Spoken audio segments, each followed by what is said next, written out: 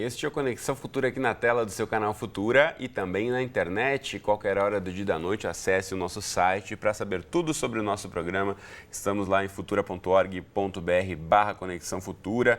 Aqui nosso destaque, saúde dos olhos, mas tem tantas outras discussões que apresentamos aqui sobre indústria criativa, sobre detalhes e diferenças entre união estável e casamento, combate ao trabalho escravo e muito mais. Todas essas discussões você pode assistir quantas vezes quiser e compartilhar aí nas suas redes sociais. E falando nelas, aqui tem links diretos para você de casa poder acessar e também conferir aí o nosso Facebook. Estamos lá como Canal Futura Oficial ou ainda no Twitter, que é @Canal Futura. E no programa de hoje vamos falar aqui sobre um sentimento que já foi tema aí de muitas obras literárias, já gerou muitos sucessos da música popular brasileira e, claro, inspira tantas outras formas de arte. A sua definição só existe em português em uma palavra. Será que você já sabe do que eu estou falando? Bom, é da saudade. Esse sentimento que tem origem aí na lembrança de uma pessoa ausente ou de algum momento vivido no passado.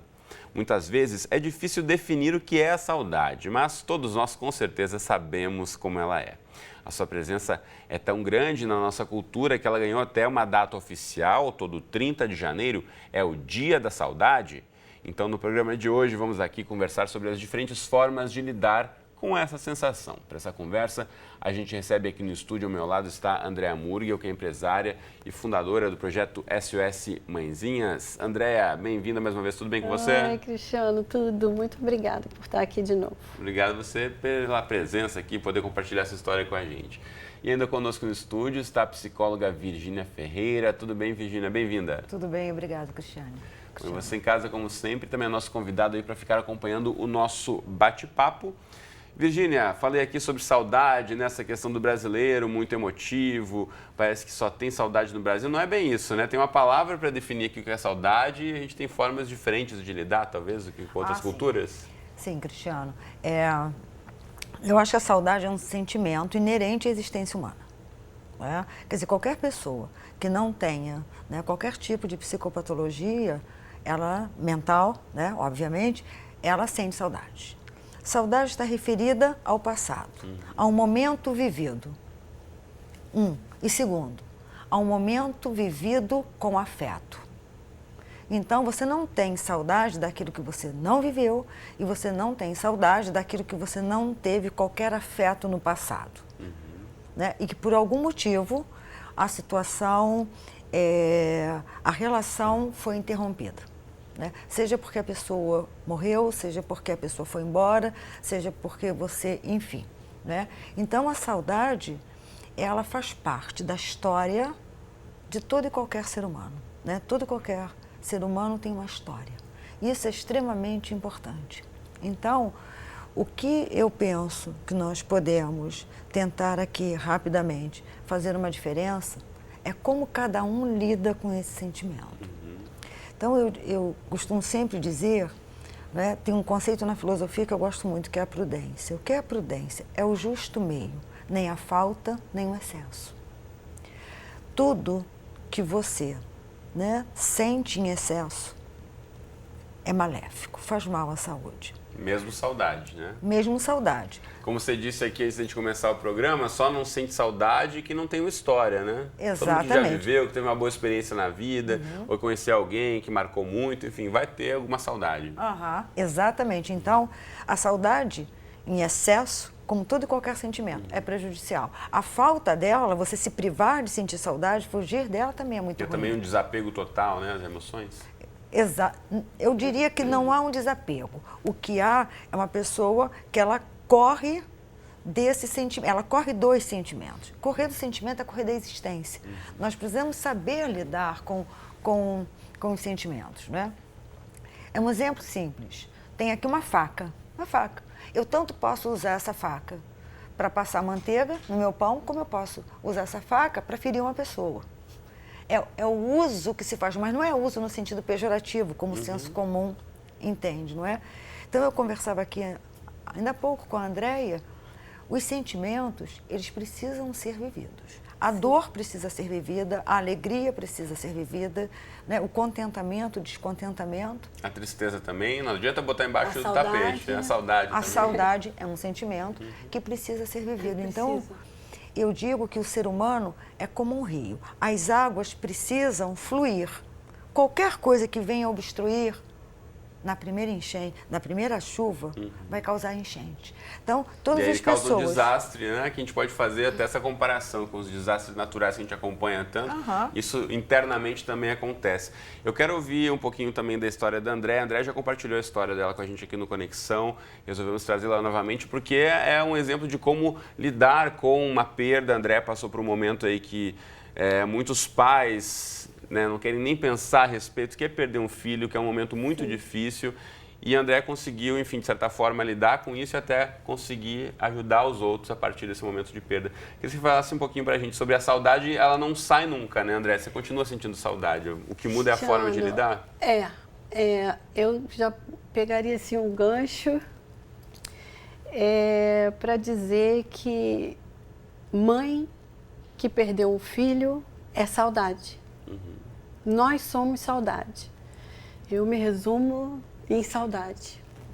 Nós temos um coraçãozinho de cristal que eventualmente entra em choque, dá uma quebradinha, uma rachadinha de saudade. Muita saudade. É uma saudade que chega a doer. E que a gente precisa vivenciar. A gente precisa viver essa saudade naquele dia, daquele momento, para poder exatamente sair melhor, né? E usar um pouco essa saudade para pegar as coisas positivas, né? A vibração, aquela energia, a felicidade do meu filho, o sorriso, o cheiro, as piadas, sabe? As coisas engraçadas da vida, né? Que ele teve a oportunidade de viver e deixou aqui para todo mundo. Isso é maravilhoso, porque isso contenta a nossa saudade, né? É você conseguir transformar a saudade numa lembrança tão feliz, né? Isso faz uma diferença. Agora, levou um tempo para você conseguir encarar dessa forma? No primeiro momento você sofreu mais, sofreu menos depois?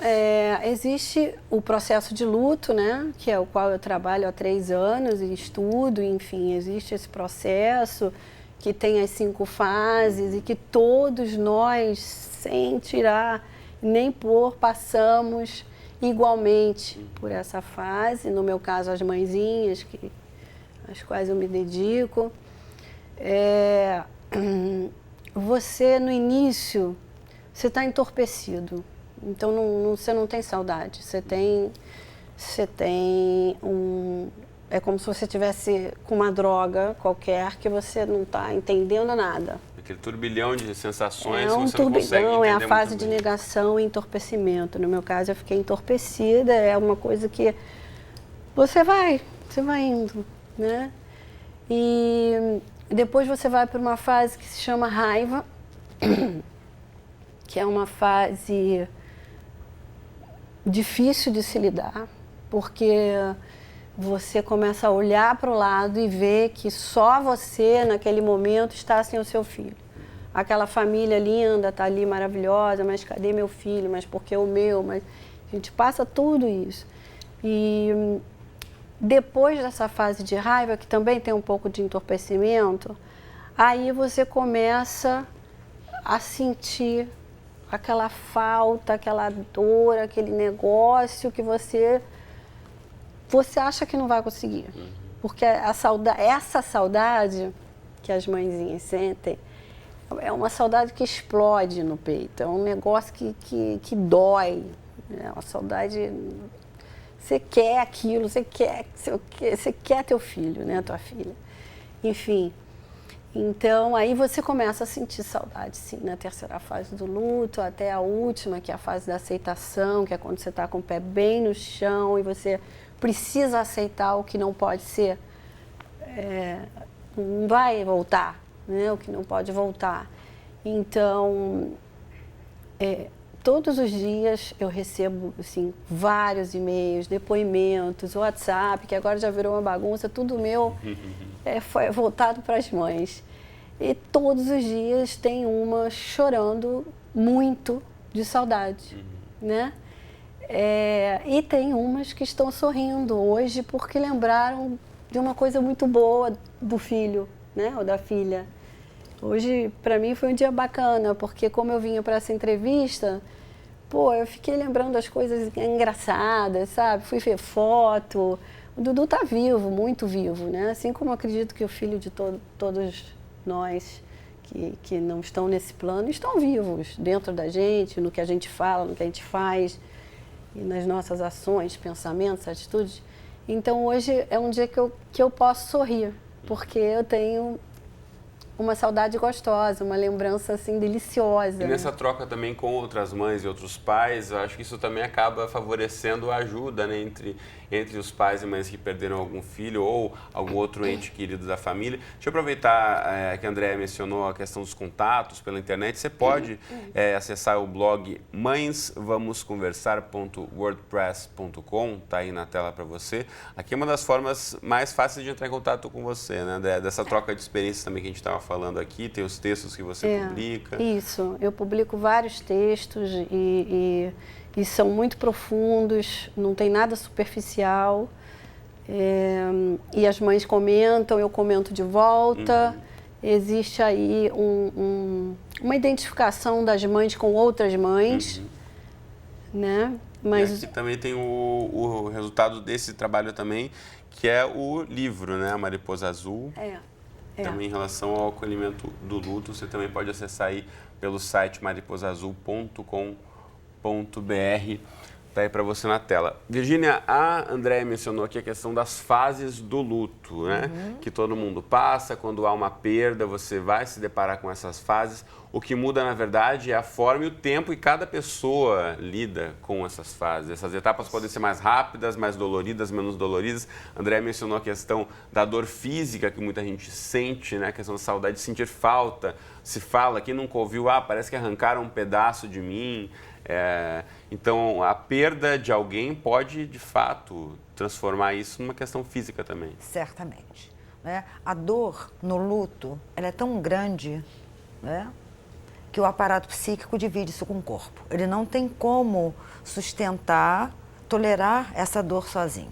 Então, ele divide com o corpo, exatamente isso. Eu não digo nem que é somatizar.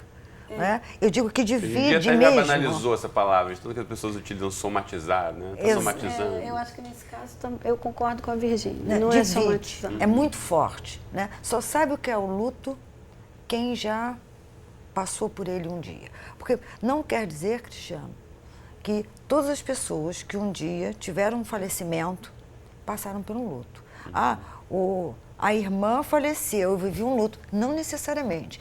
Eu estava falando ainda há pouco também com a Andréia, que na minha clínica, não é? Eu recebo muitos pacientes, né, que a mãe morreu, o pai morreu e nunca conseguiram entrar em luto, fazem sintomas. Porque o processo do luto, ele é muito difícil. É você entender que ali acabou. Acabou pelo menos a forma de relação que nós entendemos que é a vida. Entender cada fase. Mas passar pelo luto é necessário para você... Não tem outra forma. Não tem outra forma de você superar essa questão. Necessário. E as fases do luto variam de acordo de pessoa para pessoa, mas essa travessia do luto, ela é muito difícil, ela exige muita coragem. E eu digo, né, sempre, Cristiano, que o grande segredo, se assim nós podemos falar, não é fugir do luto, nem entrar de cabeça nele. É se permitir viver o luto. Está com vontade de chorar? Chora. Não está com vontade de chorar? Não chora. Mas o que nós temos hoje que vai contra o luto? Os valores da pós-modernidade. É feio chorar. Então, se é feio chorar... Ai, que bom que você falou isso. As pessoas tomam pílulas... Que bom. Né? Por quê? Porque tudo hoje é depressão, o que não é. Se confunde muito tristeza de um luto com depressão. São duas coisas distintas. Então, a pessoa hoje está enlutada, mas se chorar, nossa, lá vem ela, vai chorar. Aí a pessoa percebe que ela é indesejada. Então, o que ela faz? Recorre às pílulas. Agora, Virginia, você falando isso me trouxe uma ideia, por exemplo... ela tenta fingir que ela está ótima. Exatamente, as pessoas hoje em dia falam muito, você tem que ser agradar forte, você tem que ser forte, Mas como esse se a é um pessoa horror não falar pudesse de uma mãe que permitir perdeu também um um filho. momento de Sim. fraqueza, também não é fraqueza, né?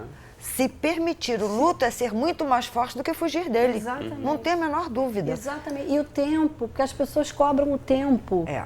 Muitos familiares, muitas pessoas, muitas mães, muitos relatos me dizem assim, Andréia, eu estou perdida, não sei o que fazer, porque a minha vida está sem chão. Vamos dizer que esteja lá na 4ª fase do luto, mais ou menos. E a minha família não quer mais saber de mim. Eu estou me sentindo excluída, eu sou colocada como doida, porque eu falo o tempo todo do meu filho. Eu sou colocada como chata, meu marido não dorme mais no mesmo quarto que eu, porque eu choro toda noite. E as minhas amigas me cobram que eu tenho que sair, que eu tenho que me divertir. Eu acho que isso é um fluxo natural da gente, né? Vê se você concorda, Virginia, que é como eu digo, se eu tiver de sorrir hoje, eu vou sorrir e sorrir muito. Se eu tiver de chorar, eu vou chorar e chorar muito. Né? Eu não tenho que cumprir obrigações. E o luto, ele não tem um tempo. A pessoa não pode te cobrar. Exatamente. Então, as mães, elas reclamam muito disso, porque a dor da perda, especialmente de um filho, ela é uma dor solitária. Nós, mães, somos solitárias. Não tem marido, pai, mãe, filho, caramba, amigo, terapeuta que consiga entrar dentro da gente para conseguir entender aquilo. Então, Virginia, por que as mães normalmente sofrem mais, como diz a Andréia, do que os pais, por exemplo, na perda de um filho? Eu penso que por mais que os pais, por mais que os pais, os homens, né, pais, tenham uma relação estreita com seus filhos, né? Na psicanálise a gente brinca, porque eu sou psicanalista, e diz assim, se não houvesse mãe, não haveria psicanálise. Como diria o Freud, lá atrás, a culpa é sempre da mãe, né? Não resta a menor dúvida, eu sou freudiana. Então, o vínculo maciço, o vínculo primeiro de qualquer bebê é com a mãe. Ponto. Não tem jeito. Né? Se essa mãe é distante, você veja, quantas mães abandonam seus filhos. Aí essas crianças são adotadas por uma família italiana. Aí o cara faz 30 anos e diz assim, eu quero conhecer minha mãe. Mas a sua mãe te abandonou? Não, mas eu tenho uma mãe. Quer dizer, então, na realidade, o vínculo com a mãe é sempre, há exceções, muito mais forte, muito mais intenso. Em primeiro lugar, eu quero buscar a mãe do que o pai, provavelmente, se não conheceu nenhum dos dois. Né? Agora, o que eu gostaria de voltar, Cristiano, se você me permite, é que eu acho a sociedade muito contraditória. Não é? A Andréia está aborrecida. Eu digo assim, porque o filho morreu. Não é, Andréia? Você não está assim? Tudo eu vou atribuir a isso. É igual uma pessoa, vamos esquecer a morte, vamos pensar, né? O Cristiano fumava, parou de fumar. Aí ele dá os 32, eu digo assim, é porque parou de fumar, está nervoso. Qualquer coisa que a pessoa faça, o outro está ali lembrando, trazendo ela para aquela situação e como se ela não fosse capaz de sentir mais nada.